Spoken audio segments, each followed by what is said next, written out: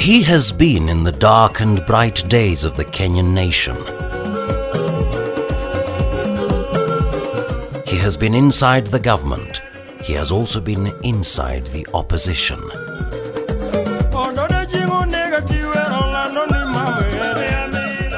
Raila Amolo Odinga.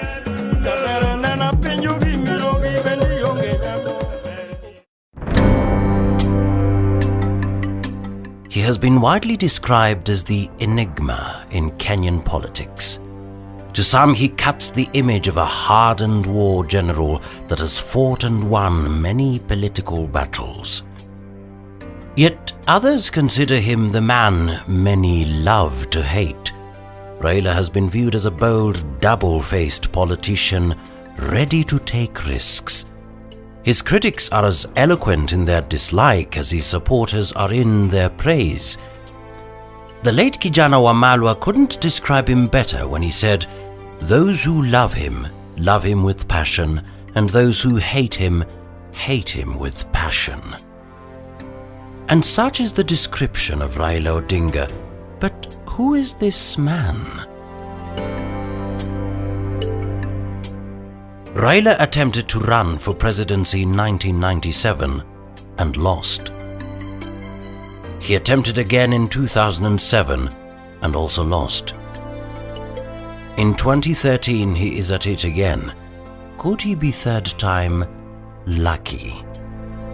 Though recent opinion polls have described him as the man to beat in 2013, are his chances obvious?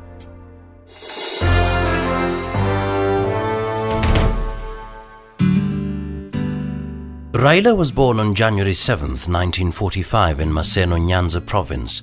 He is the second-born son of Mary Juma and late Jaramogi Oginga Odinga. He received his early education at Komulo School in Kisumu before joining Maranda High School in Bondo.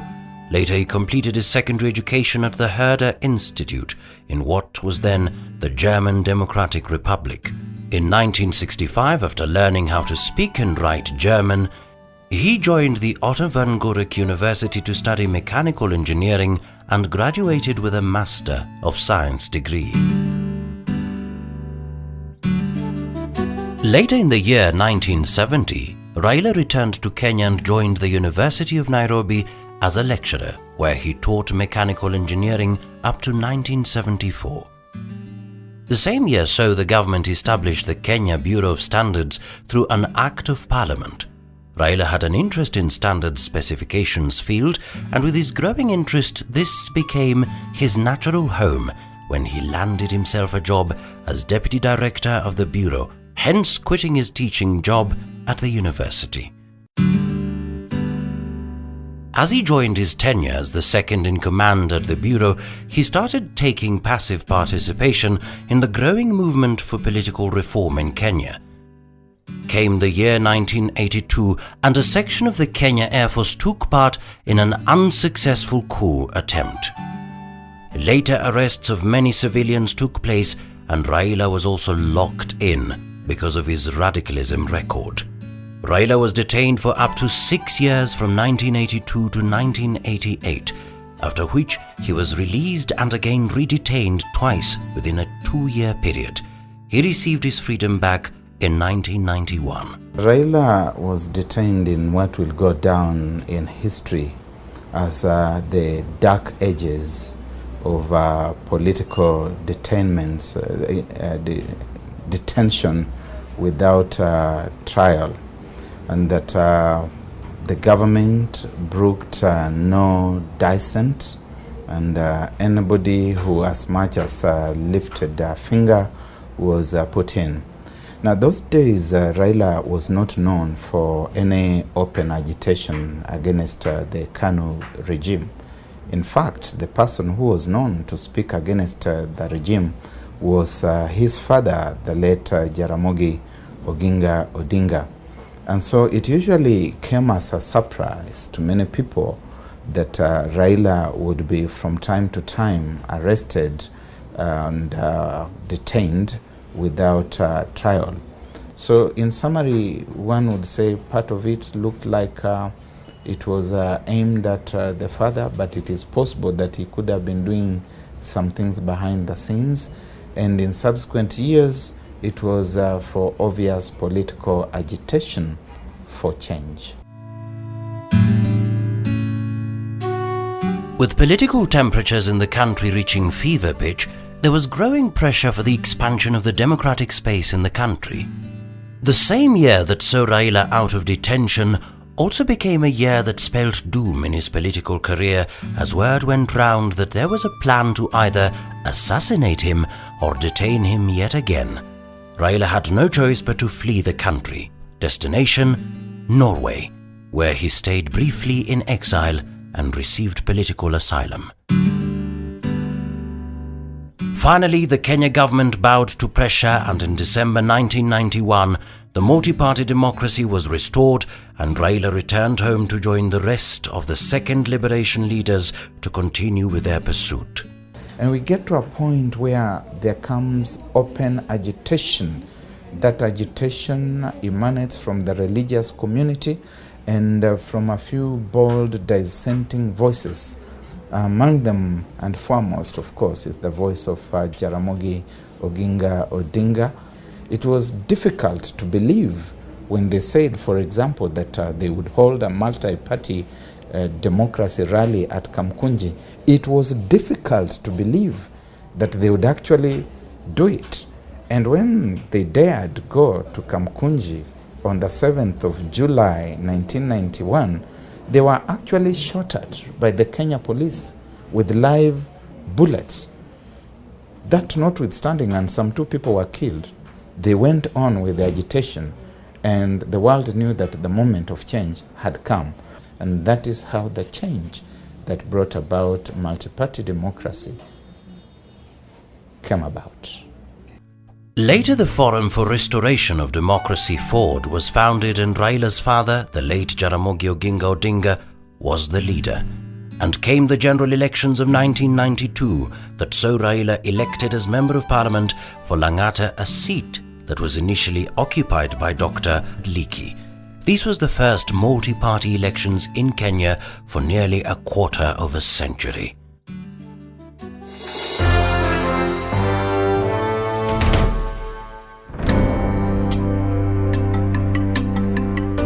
Jaramogi was elected Member of Parliament for Bondo and became leader of the official opposition. Unfortunately, he was taken ill and succumbed in 1994. Later, an infighting within FORD made Raila to quit and form the National Development Party of Kenya (NDP). Raila contested for the presidential elections of 1997 on an NDP ticket and finished 3rd out of the 15 contestants.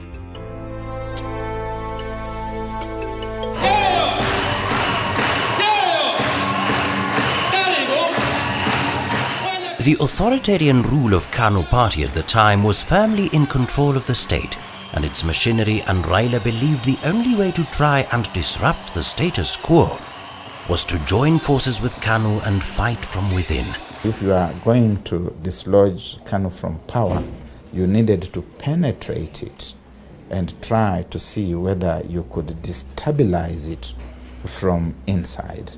And so Raila, having now formed the NDP, first goes for the elections in 1997. So he goes back to the policy and practice that his father had begun, which is cooperating with KANU, and that cooperation eventually matures, it blossoms into a merger. And in February 2002, we are hearing of such a thing as New KANU, with Raila Odinga as Secretary General.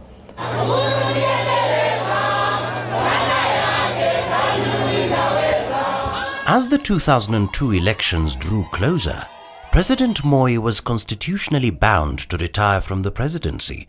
But as he was planning to retire, he was also planning to succeed himself by putting in place what was widely described by observers as a proxy puppet regime.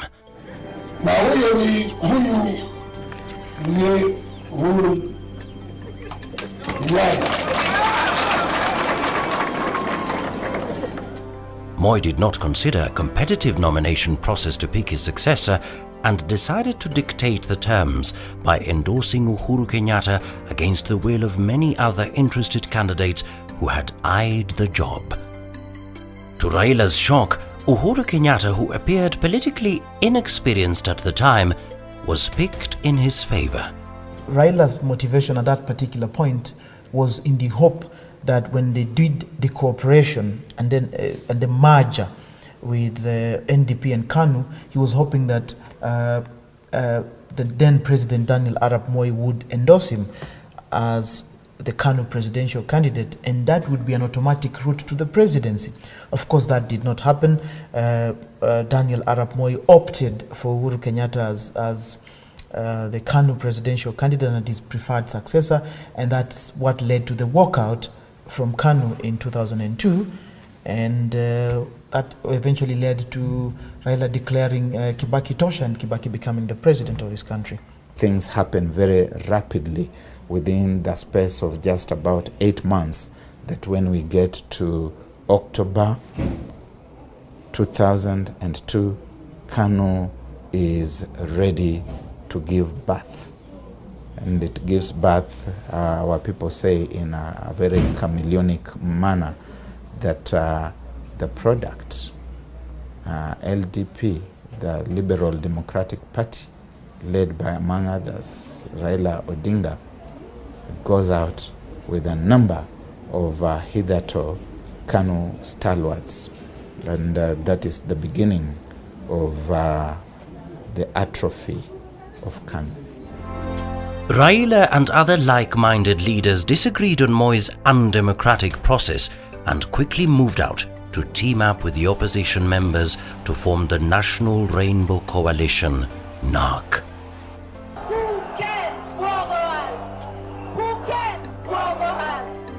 Raila led the NARC faction in vigorous countrywide campaigns and even buried his own presidential dream and endorsed Mwai Kibaki as the NARC presidential candidate.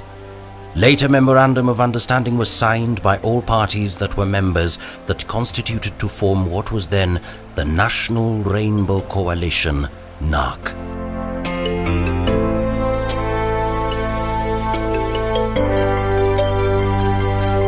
NARC overwhelmingly won the 2002 elections to beat President Moi's preferred successor Uhuru Kenyatta, therefore ending a 4-decade authoritative rule by KANU.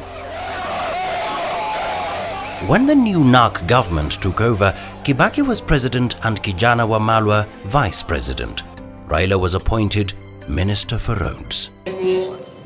Raila Amolo Odinga, naapa kwamba nitakuwa mwaminifu kwa Jamhuri ya Kenya. Mwenyezi Mungu nisaidie. NARC enjoyed a new political dispensation under Kibaki's charge as the coalition government tried to keep up with promises that had been given to Kenyans during the heated campaign period.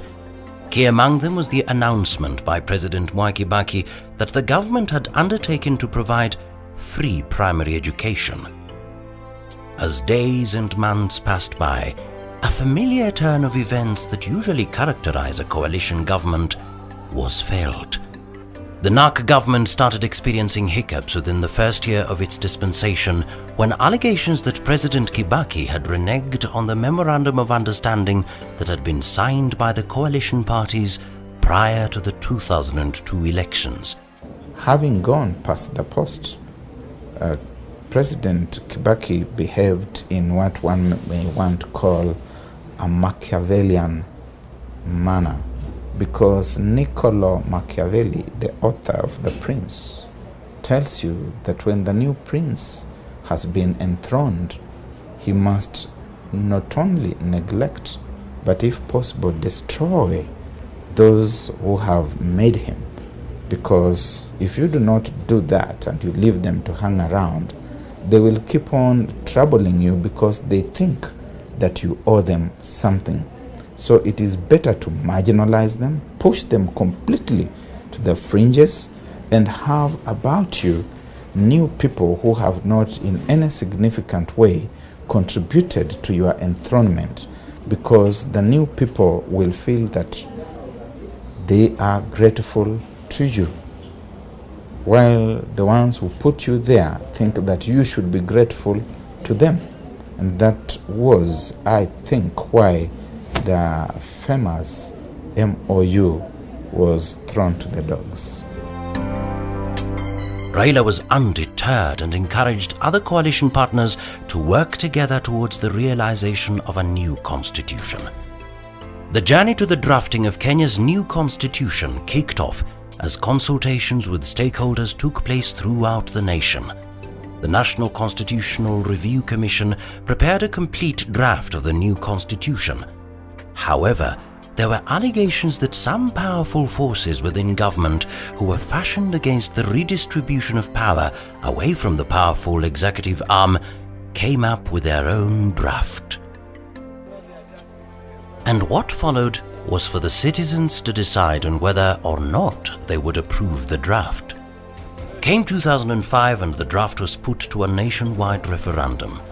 With the government supporting the draft, the banana fruit symbol was used, and for the Raila-led team who were against the draft, the orange fruit symbol was used. After a vicious campaign against the proposed draft, the Raila team won the referendum after Wananchi voted against it. Kiraitu Murungi, for all his prior democratic credentials, led the non-progressive forces out of the Bomas of Kenya process when it was very clear that the draft that Kenyans wanted was getting the final assent and nod of the Bomas of Kenya delegates. Then my good friend Mzee Simeon Nyachai goes to Kilifi. He drafts something else which is brought to parliament, and it's a bad thing. Members of parliament are through one mechanism or the other cost to make that bad draft to go through, and it was bad because it was going to permanently place political and economic power in this country in the hands of one tribal community. It was on the basis of that it was mobilized very, very significantly, even by people like Mzee Moi, to vote against that constitution in November 2005. As a blessing in disguise, the Raila team that had used the orange symbol consequently gave birth to the political party dubbed the Orange Democratic Movement, ODM. After a spirited fight against the draft constitution, President Kibaki could no longer keep Raila and his army in government. What followed were matching orders. Kibaki sacked all of them and made new appointments. As the 5 years of the NAK coalition government drew closer, came 2007 and Raila was picked as the ODM flag bearer after nominations that saw him and Mudavadi contest. Though viewed as a mere formality, Raila beat Musalia by over 3/4 of the total votes cast. Mudavadi took the number 2 slot and remained Raila's trusted number 2 up to the year 2012.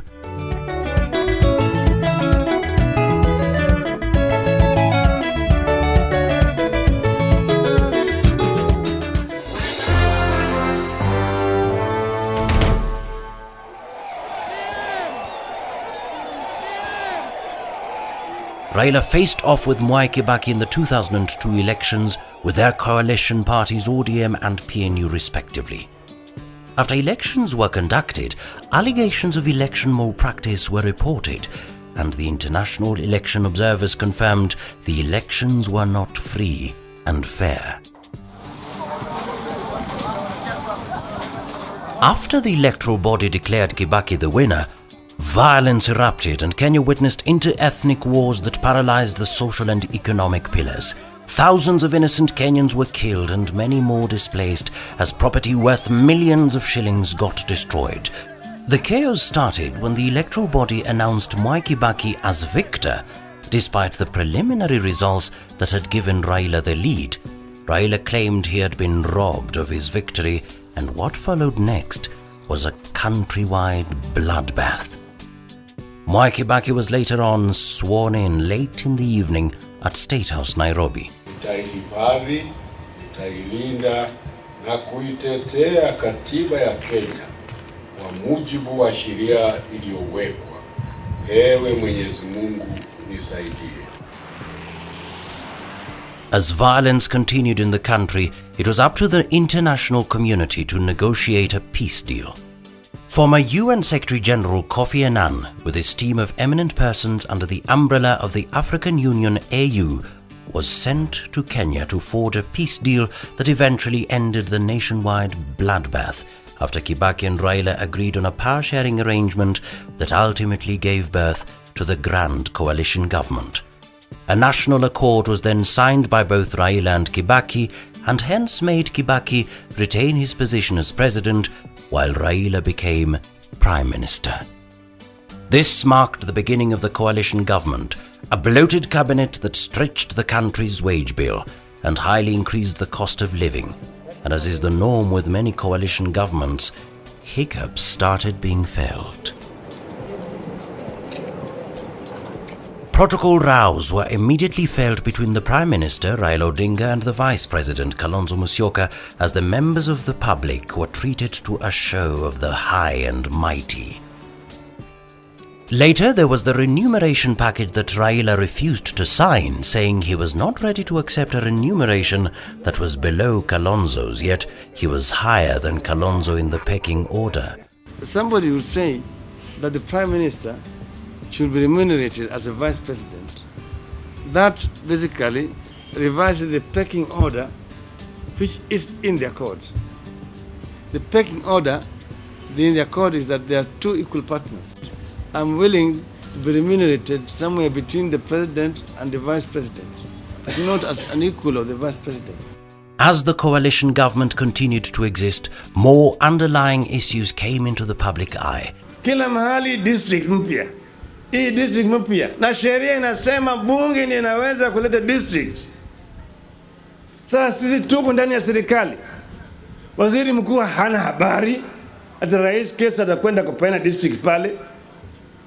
Anapeana tu peke yake. Je, hiyo ni haki? Hiyo ni haki? Hiyo ni heshima kweli? Kuna heshima kweli?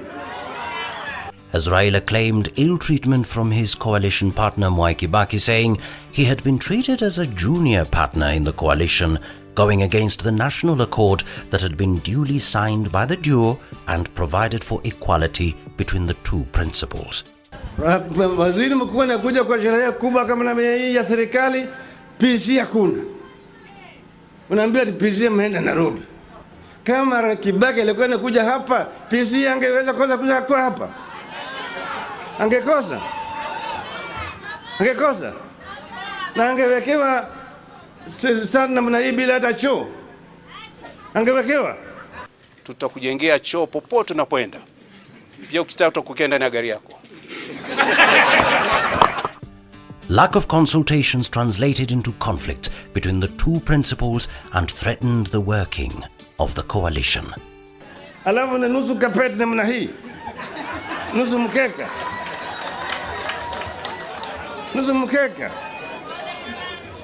Alafu anasema ati wao wanakuheshimu. Mimi hata nasema itoe hii kapeti itoke hapa. Under Raila's watch, a multi-million shilling maize corruption scandal was reported in the Ministry of Agriculture that implicated the minister in charge at the time, William Ruto. Ruto belonged to the Raila's arm of the coalition government. Raila came under intense pressure to sack William Ruto as minister. Instead, he transferred him to the Ministry of Higher Education. Why? When William Ruto was in the good books of Raila Odinga, it was convenient for him to be protected regardless of whether he had done it or he had not done it. He was in the good books. It was politically expedient that he should be protected. However, other things did emerge. The Mau water tower saga, the competition for the position of deputy party leader and power struggles within the ODM party, the need to position himself for future things on the part of Ruto himself. All these are necessitating that he must start to jostle for space. And he jostled for that in a manner that quite often rubbed Raila the wrong way. And then, of course, there came questions of the ICC and so on, and Ruto went completely off the handle.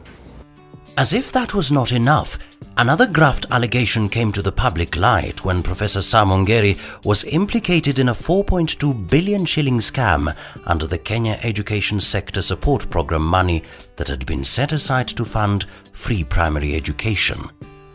I am hereby suspending with immediate effect the following ministers for a period of 3 months. 1. Honorable William Ruto, Minister for Agriculture. 2. Honorable Samuel Ongeri, Minister for Education. I have not received any communication from the appointing authority as Minister for Agriculture, and therefore I will continue to discharge the responsibilities of the Minister for Agriculture until that authority tells me I should do otherwise. I have not had any message from the appointing authority, and I'm quite clear in my mind who is the appointing authority. Was Raila a ceremonial prime minister who did not have powers to hire and fire? Neither Raila nor Kibaki, according to the law, as it has stood over the past 5 years, could appoint or dismiss in certain portfolios without consulting the other. And that has made it very difficult for them to make changes that their hearts and minds would have desired on either side of the divide. With graft allegations being reported in ministries under his watch, can Raila fight corruption if elected president? You know, the whole thing about corruption is that it provides very fertile ground for name-calling, whistling in the dark, and I think one can also say witch hunting. Because if there are scandals, like there's a Kazi kwa Vijana scandal, and somebody has got the facts, why can't we take these people to court? Why can't the facts be placed on the table? That's the question we keep asking. So I think that when it comes to questions of corruption, we need to stop using them as political whips against our opponents and confront corruption for what it is, look it in the eye, call it by its correct name, which is stealing, and say that these fellows are thieves and deal with them accordingly.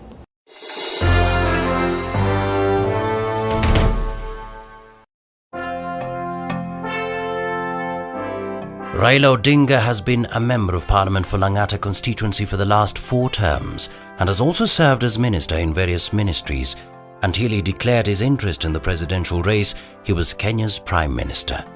But despite his very remarkable political career and his big influence in the government and political circles, Raila's constituency harbors Kibera slum, the largest slum in Nairobi and the largest urban slum in Africa.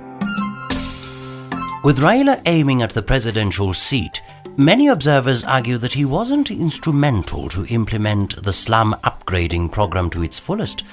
So how can he be trusted to drive the country's vision? That land has been under the administration of officers working for the office of the president, and more so the people we call the chiefs.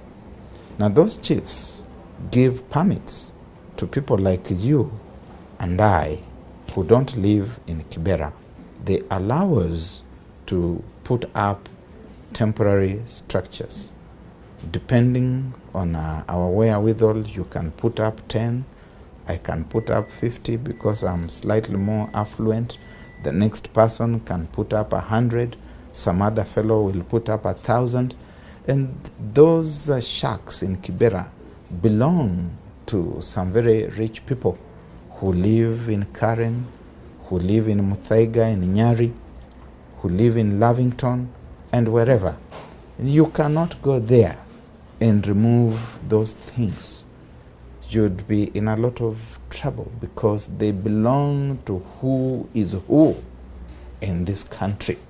It's not a simple question of you walk in with the caterpillar breakdown and you start bringing down the slums and constructing things. Mzee Moi, when he was around, did attempt to do some upgrading. He started right here off Mbagathi roads. Very quickly, who moved in to own those houses? The rich people in this society. We need to address this as very serious issues and stop playing politics with them. Raila fell out with former Agriculture Minister and Eldoret North Member of Parliament William Ruto following his dismissal from government and consequently the ICC cases, with the Rift Valley voting bloc being key in the March 4th elections. What options does Raila have to consolidate these votes? It's very unlikely that even as we go, when elections are done, that Raila will get a significant number of votes in Rift Valley as a result of the acrimony that he fell out with Ruto, and as a result also of the fact that the grassroots, the ground, feels that Ruto is in problems with at the Hague, not because of what he did for Raila. And it's the same thing that happens also for Uhuru. You could argue the same way for Uhuru, but it's even more significant for William Ruto. In the case of William, there's a lot of bitterness in Rift Valley towards what happened with the fact that Ruto is facing charges because of having fought to get Raila to be recognized as the winner of the presidential elections in 2007, if that was the case.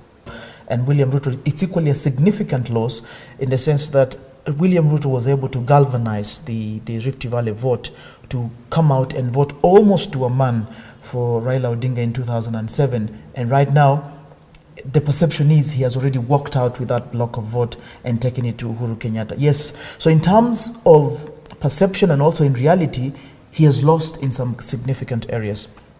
Another pillar of what was once the Pentagon is Najib Balala. Balala was sacked out of government as tourism minister, and until 2013 January, he was a member of parliament for Mvita constituency. Balala was sacked after publicly declaring his dissatisfaction with the ODM presidential nomination method. So, having lost Balala, who was a force to reckon with in the coast province politics, how does Raila intend to cover up for the coastal vote? That if you go to coast region, now Najib Balala has been replaced by Ali Hassan Joho. For Balala, the fallout was not as bitter as with the Ruto. And then again, also Balala, by the time he was falling out, actually he had even started winning as a major player in Mombasa, in Coast Province. Previously, in much earlier, like a few years earlier, Balala was a major player. But over time, that has waned down as we've seen other forces come up, other players come up, and more significant people like Ali Hassan Joho, who have people like Ramadan Kajembe, and a number of others. They've come in and they've kind of supplanted him and became much bigger players. So much as his fallout with Raila may have hurt Raila's support in Coast Province, it's that one at least is compensated by the fact that there are these other players who came in. I suspect that Najib Balala gained more from being with Raila than Raila gained at the cost from being with Najib Balala. It should not surprise me to see that Najib Balala does not, in fact, get elected for the position that he is looking for in the devolved government in this election. Just like Balala, Musalia Mudavadi left the ODM party in similar fashion. Mudavadi has been a key pillar in the Western Kenya voting bloc. Which political moves can Raila consider to get a fair share of the crucial Western Kenya vote? After Musalia's leaving, I think Raila suffered significantly, but he is trying to use people like Moses Wetangula, people like Cyrus Jirongo, to try and use them as a vote catching machine, to try and harness those votes of Western Province. But whether or not this will work, it depends again on Mudavadi's, if Mudavadi's presidential campaign gains serious traction, it is unlikely, it's most likely Mudavadi is the one who is likely to get more votes in that area. Although again, there are also those other regional dynamics for the various Western Province communities may have different preferences. Not necessarily, it's not an homogeneous community that you can say they'll go on with one, or they'll vote only maybe for Mudavadi or for, the fact that he has people like Wetangula from Bukusuland, it may help him to get some votes in that area. But places like Kakamega, Vihiga, which are different, you most likely Mudavadi may carry those ones. Musalia Mudavadi is known for making very wrong political decisions, and he has made one once again. The Luhya people do not follow their leaders. The Luhya people follow courses. It's something that is deeply ingrained in the value system of that community. That's why it's been very difficult for them at any one time to come together and vote for one individual. That is regardless that that individual is himself or herself from that community. In 2007, he got back because they believed in the values which he represented. Now he moves out of that space and imagines that they are going to move with him. They will not. You can put that in your diary today, and we can talk about this again in the next 4 weeks' time. They will not. It's in Western Kenya where you can almost say there's some clear loss for Raila Odinga while he's making his stab at the presidency, because Musalia Mudavadi is going on his own and he's fighting for the Western vote. And if Raila Odinga loses that Western vote, then he loses significantly. With Charity Ngilu completing the list of the departed ODM brigade, can Kalonzo Musyoka deliver Raila the Eastern region vote? If you go to Eastern, they would argue, and quite rightly so, that Charity Ngilu has been replaced by Kalonzo Musyoka. If she brought an Akamba vote, and that it's true that she brought it, and if she has gone out with it, I think that has been more than compensated for, perhaps in an even more fundamental way, with the arrival of Kalonzo Musyoka, who I want to believe has brought a very significant block. Okay, again, when you look at Kalonzo, first to weigh or to measure Kalonzo's influence, look at his performance in 2007 elections. He didn't get he got much less than 1 million votes, and that in itself tells you. I mean, this is an arrangement that has more than almost about 1.5 million votes within, especially the eastern that encompasses the Ukambani regions. You find that Kalonzo's influence has not been is not as much as possible. And if he couldn't get the whole of Eastern Province votes when he was running as a candidate, it's unlikely that he is going to deliver those votes, even as any number close to what he got as a presidential candidate. And then Ngilu is also a very aggressive campaigner, so that complicates mathematics for Raila. Eastern is not, Kalonzo may not come with much weight in that area. Raila accused Kalonzo for being a traitor when Kalonzo accepted the position of vice president following the aftermath of the 2007-2008 post-election clashes. Throughout the coalition life, Raila has shown publicly his dissatisfaction with the vice president's existence in the government. However, in 2013, Raila joined hands with Kalonzo Musyoka, naming him his running mate in the newfound Chord coalition marriage. Is the Raila-Kalonzo marriage a real marriage or a marriage of convenience that may break up after March the 4th? It's a marriage of convenience. They don't have to have some chemistry. It's just that their interests in as far as the 2013 election was concerned converged. I will not be surprised after the election if their interests diverge again and they are no longer on the same page. wise people have said that there are no permanent friends and no permanent enemies in politics. It's only a fool who earmarks some people and labels them permanent enemies in politics. The only permanent thing in politics are your interests. And when your interests are going to be best served by working with so-and-so, you will go and work with that person. Future bridges shall be crossed when people get to them. Whether Raila and Kalonzo will hang in there assuming that they win will depend on how the political landscape is going to unfold. Indeed, the fact that even William Ruto and Raila Odinga worked together in 2007 did not indicate that they were of the same political mind. It was another marriage of convenience. Raila is running for the presidency under the umbrella of the Coalition for Reforms and Democracy CORD.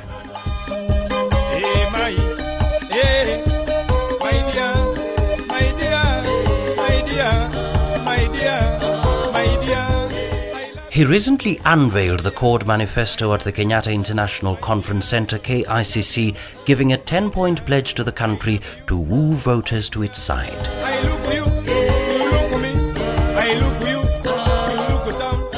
What kind of a political force does CORD represent? One of the biggest challenges that CORD has right now is in terms of trying to get numbers that, as we've seen, I remember even during the presidential debate, one of the arguments was that there are some communities that have more numbers than others, and that if you put tribal arithmetic together, you're able to push certain one alliance ahead of the. But the challenge is that CORD faces in terms of getting votes. CORD faces is to get votes in regions that feel that possibly, especially regions that have some bitterness towards Raila Odinga over the treatment that the ex-suspect was, because they feel that possibly, and especially in Rift Valley, it's a very significant place. If you are going to win the presidency, you need those votes. Central is also very significant. Western is also very significant. So those are, if they can be able to get serious numbers in those areas, then they may be able to fly. But it will be a very, very hard task.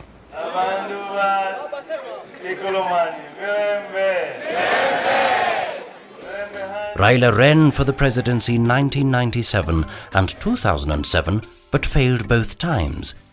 He is giving it another shot in 2013. Could he be third time lucky? Well, he can be lucky because as it has clearly been demonstrated, this election is a two-horse race between Uhuru Kenyatta and Raila Odinga.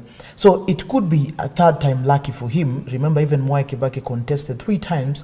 2 times he lost, and the third time is when he became third time lucky.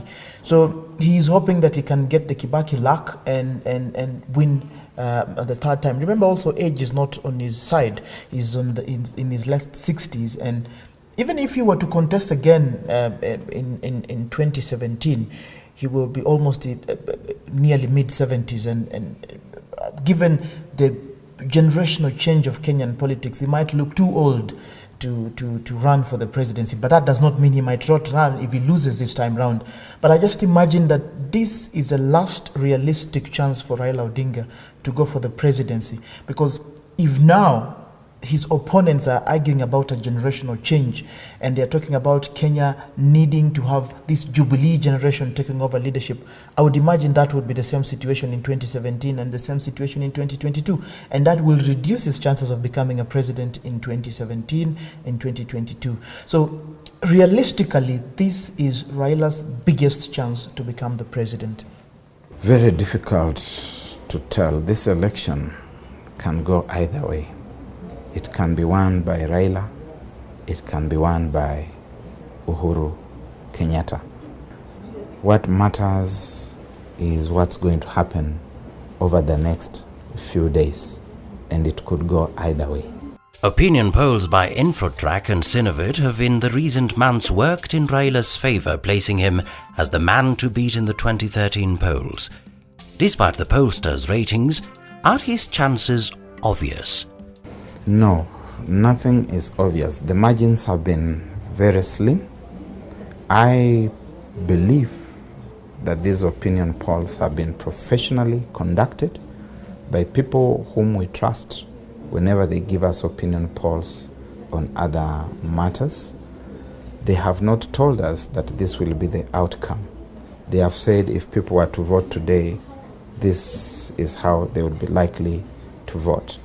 They have also given us quite a huge chunk of undecided voters. Sometimes it goes as high as 10, 12%, and anything could happen. This election outcome we shall know only after the last ballot paper is counted. We cannot say who is going to win. It's far, far, far too close to call. Opinion polls, they is a snapshot of political views, or a snapshot of what people would want to vote at that point in time. And right now, if the assumption is if they voted at that time when the opinion poll was taken, that would be the result. If they vote a day after that, things change. If they vote a week after that, things change. So it's always all those dynamics that keep shifting, depending also on what is happening politically, what the politicians are doing, what propaganda they're spreading, all those dynamics. So right now, okay, he is the man to beat. There's no doubt about it. Raila Odinga will be the man to beat, but it's not, well, as they say, it's not over until it's over. There is no guarantee the fact that he has been ahead. We've also seen in previous, even in other countries, like for instance in the US, for a long time, Romney was, opinion polls were showing Romney was ahead, and then later on they said it's too close to call, but by the time elections went through, it was even before all the votes were counted, electoral votes and the popular votes, even before they finished, Obama was way ahead. He had left him by more than almost 100 electoral college votes, which was clear. It wasn't like what the predictions had been. So opinion polls have been known to sometimes to mislead, and sometimes they can also get it right. I mean, opinion polls do not project. They reflect the country's mood at a particular moment. And as we move closer to the election, then the variables keep changing. People keep changing their minds depending on what happens. Yes, he is a front runner if you going by the opinion polls, but that does not make him the automatic #1 in this race. There could be other factors that have not been factored in, or there could be some other issues that are not captured in the opinion polls.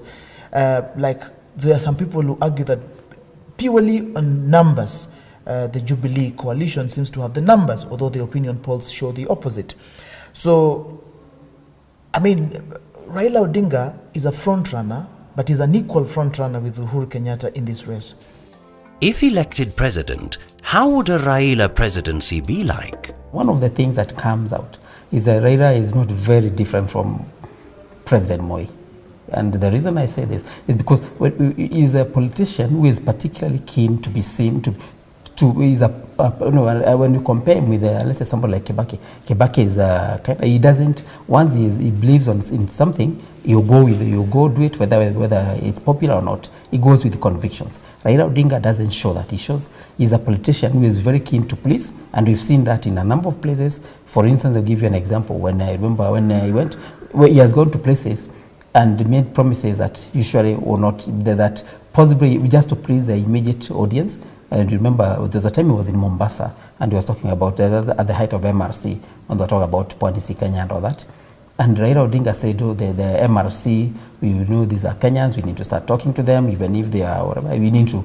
He said as a prime minister, that kind of contradicted the government position. Later on, when I think it was brought to him that you can't start negotiating with the people who are saying that some part of the people who want to secede from a country, first they have to they have to withdraw, or they have to recant that position of seceding before you can start negotiating with them. He changed back and he toned down and he kind of retracted that. But by and large, he has good credentials in terms of somebody who has fought for reforms in this country. Whether you'd now, if you was in charge, you would also continue espousing the same themes is what now Kenyans would have to wait and see. First, I think it's going to be a one-term presidency. But whoever takes over Raila Odinga is going to be transitional. He said he's a bridge between this generation and future generations. If he becomes the president, he's going to be the bridge that we shall use to cross to 2017 and beyond. What are Raila's perceived weaknesses that would work against him in the 2013 race to succeed Kibaki? The perception out there is that he's not able to keep a team together. After election, his team crumbled, and now he has had to build a team together, assemble a whole new team, especially now with Kalonzo Musyoka and Moses Wetangula. So that's it. In terms of perception, it might look like that his main weakness, and that might be his undoing if people believe this perception that he lost some ground in so many areas. And of course also, he has to mobilize, and he has to be seen to be mobilizing beyond now what is being called the Luo Nyanza and Ukambani vote, and go to other regions. He's doing that, but we are not so sure that he's winning this in terms of getting the numbers. One of the biggest weaknesses is that one of wanting to please the immediate crowd. You've seen, like even during the elections, one time there was a time it was perceived to have sent him overtures that people in Kibera and some places should not pay rent. I mean, there's some positions he takes that are not necessarily in the national interest. And then also the other perceived weakness is the people around him. There are some characters, without going into names, there are some people around him who are perceived to have their hands in too many tiers in terms of whether it's government deals and other too. So there are a number of corrupt agents around him. You don't carry unnecessary cargo along. One of Raila's greatest weaknesses is that he believes he must carry along with him cargo from the Jaramogi Oginga Odinga family, that he must travel with Uburu Odinga, that he must travel with his sister Ruth Odinga, that he must travel with the Jakoyo Midio. That is cargo. When you are a leader like that and this cargo is burdensome, leave them. You are not there to go with the tribe and with the family. There are other people you can work with and travel with into the future. I've seen sometimes we send each other messages at the end of the year. We say, be like a bird, travel light. And the reason birds fly is that they travel light. So if you're carrying all these Akenamidio and Oburu and who, and they are dragging you down, see what they did to him in Luo Nyanza. There's likely to be voter apathy because of that cargo. What are his strong points that would work to his advantage? Well, his strength is that he's a relentless campaigner. We've always known Raila Odinga to be a very relentless campaigner. He's always on the campaign trail. And I think the other thing that you have to acknowledge is that Raila Odinga has built a brand, a political brand, that it now looks electable. If those who are following Kenyan politics in 1997 know that Raila Odinga was this radical, and everybody was saying, well, this guy, he was a Martin Shikuku type of politician, a defender of the people's right, but everybody was saying, no, we cannot trust this man with political power because he's just too radical.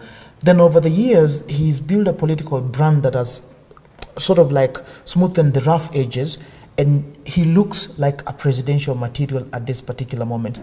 He's a very, very, very serious campaigner. That one is not somebody who can take lightly. He's very aggressive, he's full of energy, and he doesn't, once he sets his goals, he goes for it, and he hardly lets anything get him off the way. And then also, of course, also you have to look at the fact that he has, among the candidates, he has the longest political CV in terms of what you could see he has done for the country in terms of fighting for reforms and personal sacrifices that he has made.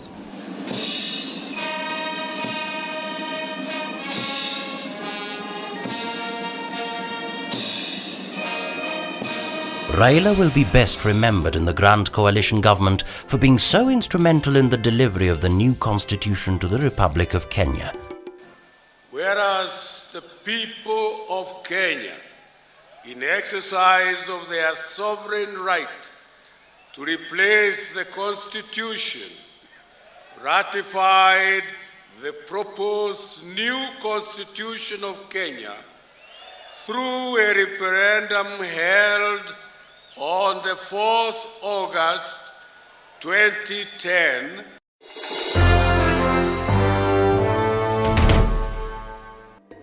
His supporters call him Agwambo. Raila is best known in the political circles as the most humorous politician who knows how to play to the tune of his supporters. He has illuminated Kenya's political arena with his versatility on stage as a master of political satire that he has successfully used to woo the masses. Sasa tutacheza hapa Ikolomani. Sawa? Tutacheza hapa Ikolomani. Sawa? Sasa mmeona timu imekuja, ngambo ile tumeona Sinali iko pande ile. Na Alwale ametoka na ile timu pande ile. Sasa ile kwa kiwanja. Mpira umeanza. Alwale amechukua mpira. Amempatia Ujini wa Malwa. Anaenda na mpira ampatia Soita Shitanda. Tanda na mpira. Tanda anaenda na mpira. Ana mpira Shitanda. Ampatia Wafoli Koli. Koli anaenda na mpira. Amerudishia Halwale. Halwale na mpira. Halwale na mpira. Oh, ameona ng'ombe pande ile ametoka.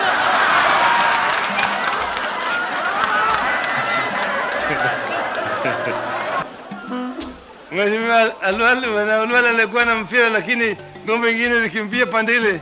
Ameona amewacha mpira sasa amefuata ng'ombe nje. Odinga is married to Ida Odinga. They live in Karen, Nairobi, but have a second home at Opoda Farm, Bondo District. They have 4 children, 2 sons and 2 daughters, Fidel, Rosemary, Raila Jr. and Winnie. Fidel is named after Fidel Castro and Winnie after Winnie Mandela. One of the great quotes on leadership by Ralph Emerson states, "Do not follow where the path may lead. Go instead where there is no path and leave a trail." Can Raila penetrate the murky political waters and be third time lucky?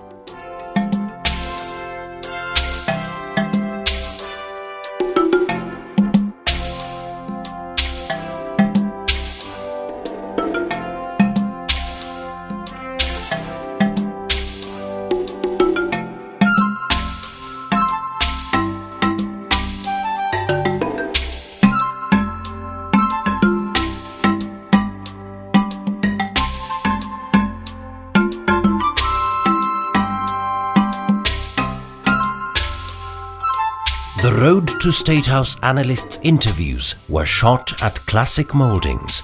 Classic Mouldings, bringing spirit and soul to interiors across Africa.